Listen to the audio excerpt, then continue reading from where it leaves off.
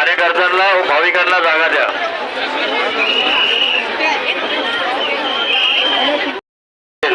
त्यांनी कृपया करून लवकरात लवकर आपल्या गणेश मूर्तीचे विसर्जन करून घ्यायचे आहे।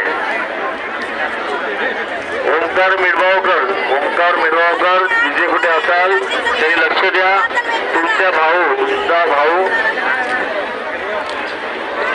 तुमचे वडील टॉवर क्रमांक 6 इथे आपली वाट पाहत आहे।